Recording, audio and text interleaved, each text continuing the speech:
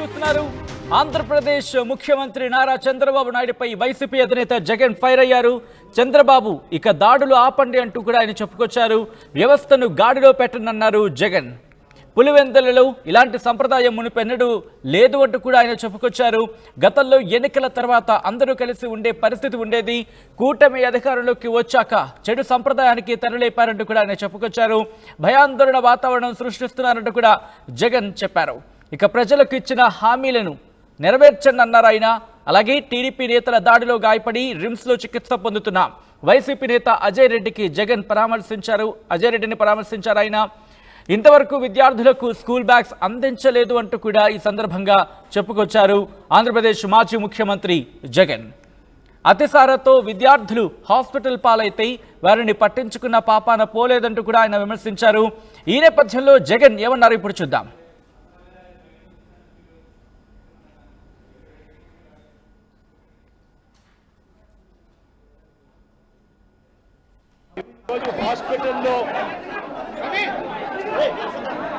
ఈరోజు ఇక్కడ హాస్పిటల్లో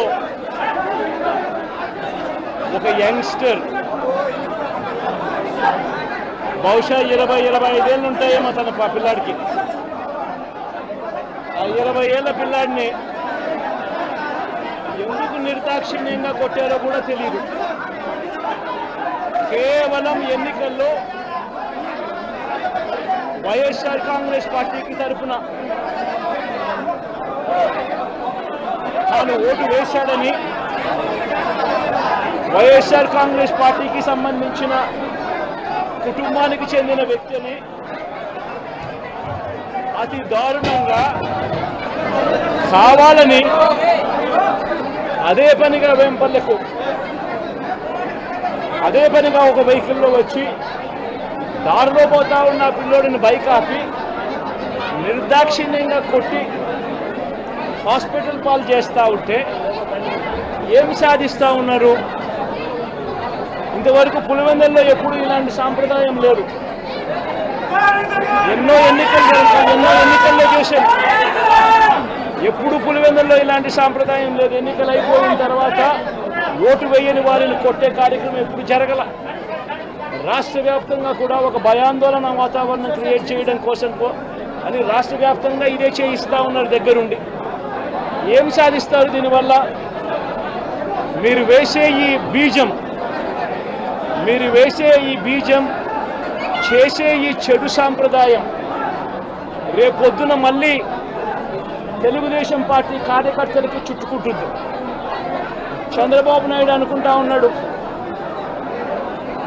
తానేదో ఈ మాదిరిగా చేసి భయాందోళన క్రియేట్ చేసి వైఎస్ఆర్ కాంగ్రెస్ పార్టీకి ఓటు వేసిన వారిని కొట్టడం వల్ల ఒక తెలియని ఆనందం తనలో ఏదో పొందాలని చెప్పి అనుకుంటా ఉన్నాడు.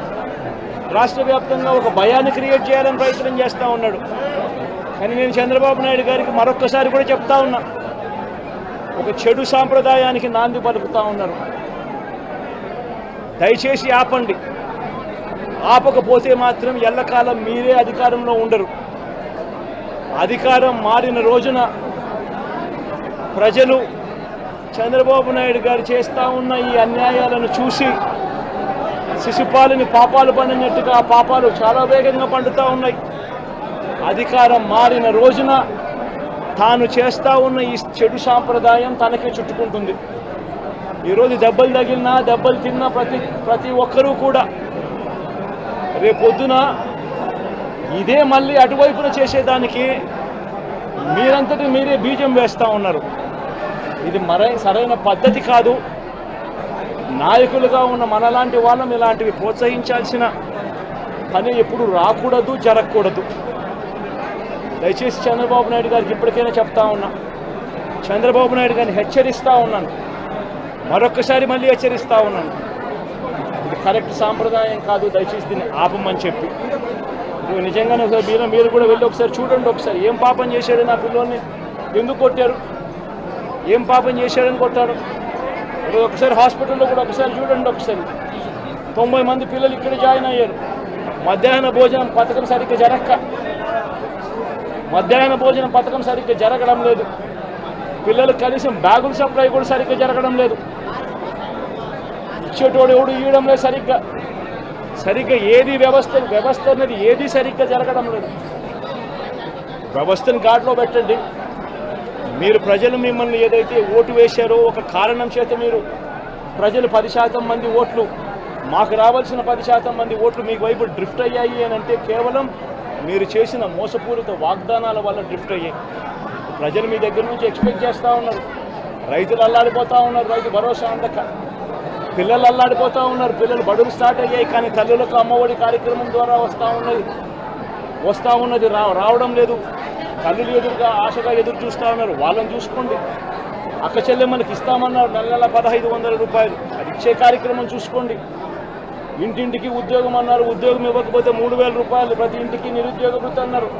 ఆ పిల్లలందరూ ఎదురు చూస్తూ ఉన్నారు, మీరు ఎప్పుడెప్పుడు ఇస్తారు 3000 రూపాయలు నిరుద్యోగ వృత్తి అని. అది చూసుకోండి. ఇటువంటి ఏవి కూడా మంచి కార్యక్రమాలు ఏవి కూడా చేయకుండా రాష్ట్ర వ్యాప్తంగా భయాందోళన మాత్రమే క్రియేట్ చేసే దుర్బుద్ధిని చేసే పండి అని మరొకసారి హెచ్చరిస్తూ చెప్తా ఉన్నాం. శిశుపాలను పాపాలు పండినట్టుగా వేగంగా జరుగుతూ ఉన్నాయి. తన పాపాలు పండడం అన్నది కూడా తను మర్చిపోతున్న సందర్భంగా మరొకసారి చెప్తా ఉన్నాం.